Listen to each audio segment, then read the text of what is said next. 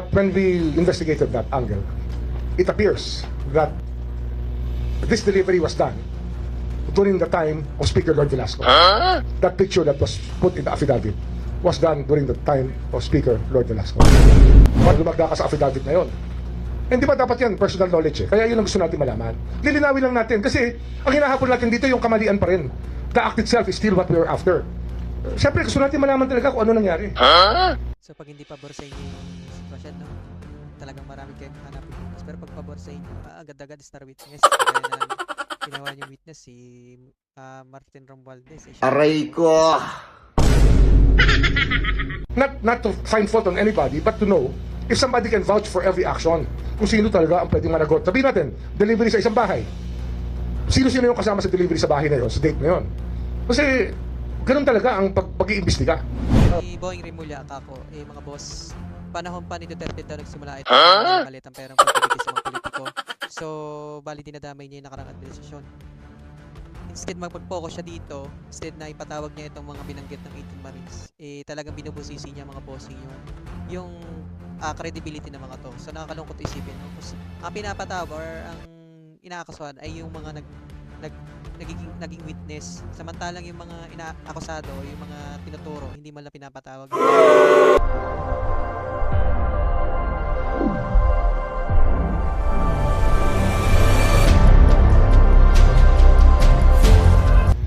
There was a delivery done in of the 18 Marines supposedly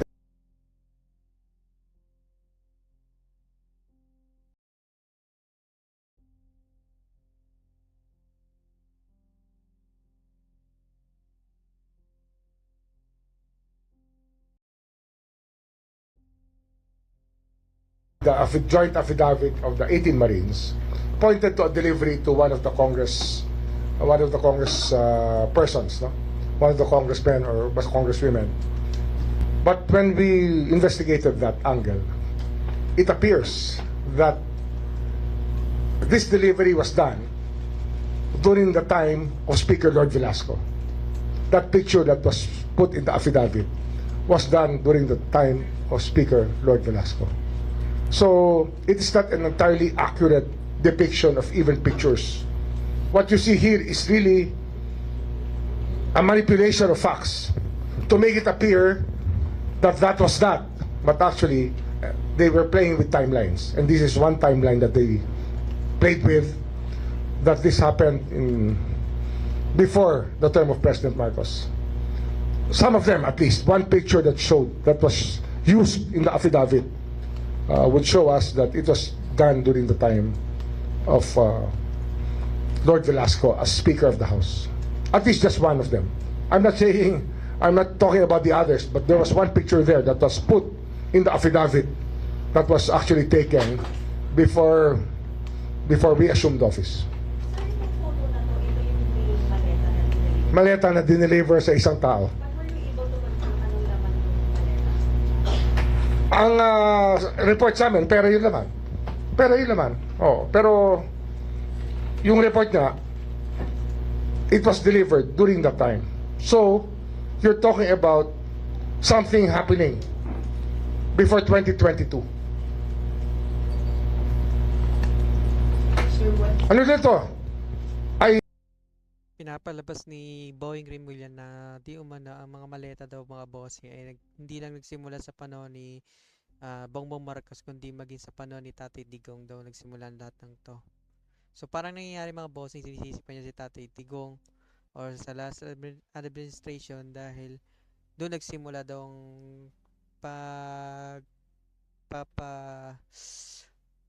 tawag ito magpapa-release ng mga basura maleta na may lamang pera mga bossing. Tuloy. I have reason to believe that Mike Defensor was called to task already by people concerned with that picture that was shown. Are you saying, sir, that the photo came from former congressman? Well, he was instrumental in putting together the affidavit. I think we all know that. He's not denying it anyway.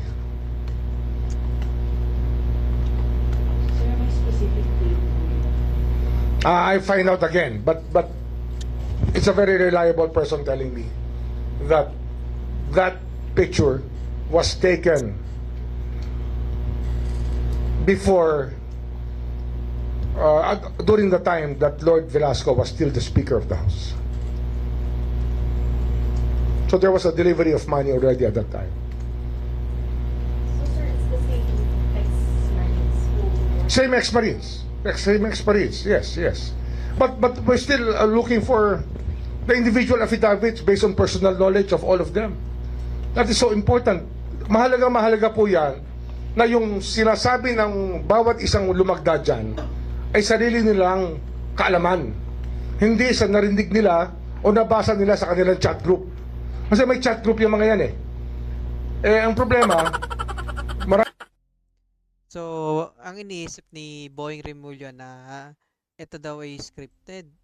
Ito mga affidavit ng mga dating Marines. So, ibig sabihin, hindi nila pinag-isipan yon.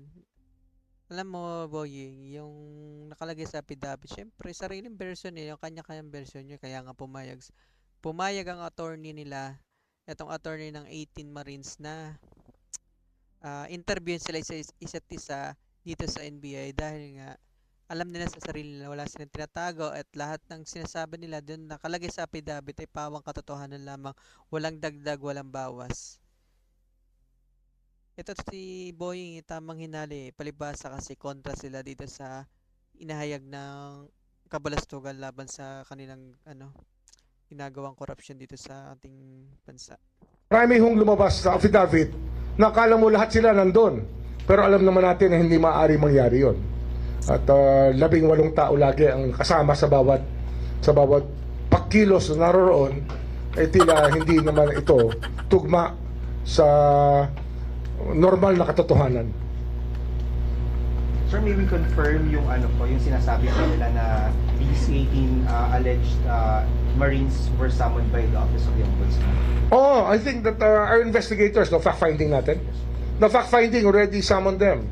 Kasi nga, ba't bigyan mo kami ng 18 kayong pipirma? Dito kakusapin namin kayo, tatanungin namin kayo sa lahat ng inyong pinirmahan. Diba? Yun yan, magsasabit ka ng dokumento dito, panindigan mo. Huwag mo sasayangin ang oras ng opisina namin. Kaya dapat, panindigan nyo lahat. Tsaka, ilagay nyo yung detalye ng bawat isang tao. Kung saan siya. Alam mo, nakatawa ka, Boying eh. Pinanindigan naman nila eh. In fact, lahat ng mga sinabit nilang affidavit lahat pawang katotohanan. Walang dagdag, walang bawas, lahat ng nilagay na pangalan doon is yun yung nakita nila. Yung time na nagpapadala sila or naghatid sila ng maleta sa bawat bahay ng mga politiko. Sasabihin mo hindi totoo. Kasama. Kasi sabihin natin, there were 200 deliveries or 100 deliveries. Kasama ba siya sa 100 deliveries? Hindi siya nawala kahit minsan? Yun ang tinatanong natin dito. Marami dyan. Siguro naka-3 delivery, naka-4, naka-5, pero hindi 100. Pero sinasabi nun, 100 magkakasama silang lahat. Pag pumirma ka.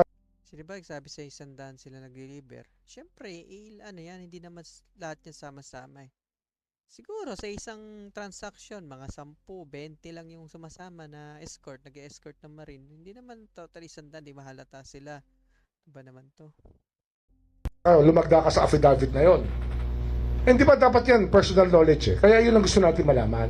Lilinawin lang natin kasi ang hinahabol natin dito yung kamalian pa rin. The act itself is still what we're after. Siyempre gusto natin malaman talaga kung ano nangyari. So pag hindi pabor sa inyo yung sitwasyon, no? Talagang marami kayong hanapin botos. Pero pag pabor sa inyo, agad-agad star witness. Kagaya na lang ginawa niyong witness si Martin Romualdez. Siya nga yung tinuturo. Patawarin tong mga to eh.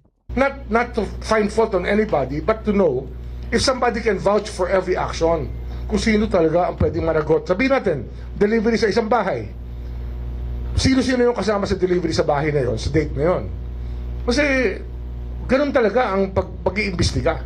Hindi pwede hong general statements lang na sabi-sabi, sama-sama ang lahat. You're talking about serious allegations that have to be testified to by the actual people who witnessed the act. Sir,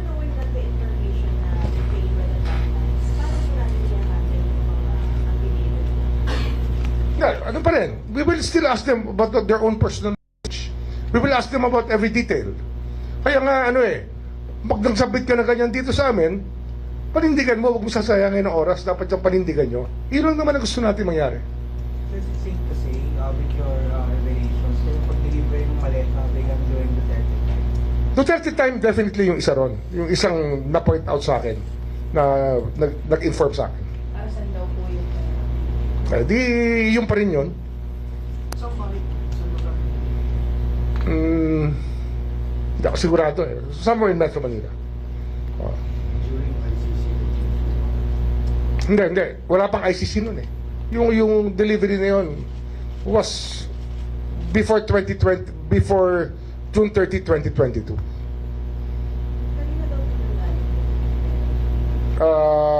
Yan, pupunuan pa natin ng detalye yan.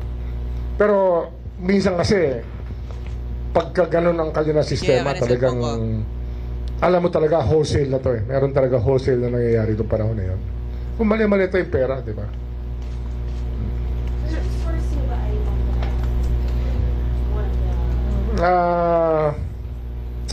Basta marami tayong source. Nanggaling tayo ron eh, di ba? We came from there eh. I was a congressman at that time. Kaya hindi naman ako magtataka kung ganun nga ang nangyari. Sir, you mentioned kanina na si Mike Defensor was asked, di ba, para ayusin na Meron na lumapit kay Mike Defensor tungkol sa picture na yun. Sige, tanungin niyo siya kung sino yun. He might want to tell you. Opo. Sir, gaano kataas itong taong ito? Ano yung figura niya sa politika? Congressman. Member of Congress. Influential, mataas ang posisyon. Anong panahon na yun? Influential. Okay? Hanggang ngayon, sir? Basta, ayun na. Hanggang yan. Sir? Basta, andyan lang yun. Oh, malalaman nyo naman yan. You ask Mike Defensor. Sertan Alvarez from UNTV. Ibig sabihin po, yung investigation nyo dun sa 18X natin, focus muna dun sa identity nila, hindi muna dun sa mga kinangalanan. Hindi, ano yan eh. Ang unang-una, bago ka kumilos sa isang affidavit, dapat magtanong ka muna ng tanong tungkol sa affidavit. Kasi, dapat ma-ascertain mo muna yung facts eh. Paano ka magtatanong, paano ka mag-iimbestiga ng tao kung balibag yung affidavit eh. Kaya gusto natin, malaman natin lahat. Hindi pwedeng balibag tapos tanggapin natin ng hook, line, and sinker lahat. Sa pagkakataon na 18 yung pumirma sa isang affidavit na mga pangyayari na umaabot ng mahigit o halos 3 taon, baka naman maraming magic masyado yon. Kaya kailangan malaman natin lahat ng detalye. Kung sino talaga ang magpapatunay sa bawat detalye na binigay sa isang affidavit. Hindi pwedeng 18 kayo tapos nagkwentuhan kayo sa may lahat kayo pipirman affidavit. Hindi naman pwedeng ang affidavit ikwento eh. Dapat yan yung talaga naranasan mo at nasaksihan mo. Ang paglalagay ng affidavit, pagiging saksiyan sa pangyayari. Hindi ito magiging receiver ng chismis sa isang chat group. Hindi pwede yan. Sir, yung pag-summon sa kanila ng ombudsman, kailangan po ba may hawak na sila ng DD sa nila? Not necessarily. Kung gusto nila, we will just ask them questions. Oo. Tatanungin sila tungkol sa bawat detalye ng affidavit na yon. So mag-aaral na sila ngayon. Kung gusto nilang talagang aminin lahat, kanila lahat yon, na sila talaga ay nandun sa bawat pagkakataon. Diba? Kung aakuin nila ang lahat ng pangyayari doon. Sir, kailan po ninyo sila sinabi? Hindi ko alam ang atin. May sapina na ba tayo? Sir, we're waiting for their individual. Yun, kasi dinirect namin na na magsabit ng individual affidavits eh. Di ba? Para naman fair. Fairness lang naman yan eh. Hindi ka pwede magtago sa isang grupo. Lahat kayo na nandun, meron kayong pananagutan. Kaya nga mga bossing, dito na natin natatapos ang panonood ng video. Bali, bibigyan natin ng konting reaction. Itong si Boeing Rimulya, kako, mga boss, panahon pa ni Duterte daw nagsimula itong mga mali-malitang perang pagbibigay sa mga politiko. So, bali dinadamay niya yung nakarang administrasyon. Instead magpag-focus siya dito, instead na ipatawag niya itong mga binanggit ng 18 Marines, talagang binubusisi niya mga bossing yung credibility ng mga to. So, nakakalungkot isipin, no? Kasi ang pinapatawag or ang inaakasuhan ay yung mga naging witness. Samantalang yung mga inaakusado, yung mga tinuturo, hindi man lang pinapatawag dito sa hearing. So nakakalungkot mga bossing, no? Hindi pantay talaga itong justice system dito sa Pinas. So pag against ka sa gobyerno, tutugisin ka or bibigyan ka ng death threat. Pero pag pro administration ka, hayang ka, 'di ba? Bibigyan ka pa ng maleta kung sakali. So yun naman bossing, dito na natin natatapos sa panonood video. Bali kung nagustuhan yung ating video mga bossing, ay muli, ayan, inimbitahan ko kayo mag-subscribe mga boss. Ayan o. Click nyo lang po yung subscribe button, notification bell na sa ganun maging updated tayo sa mga bossing sa in-upload natin video, at huwag kakalimutan mga bossing mag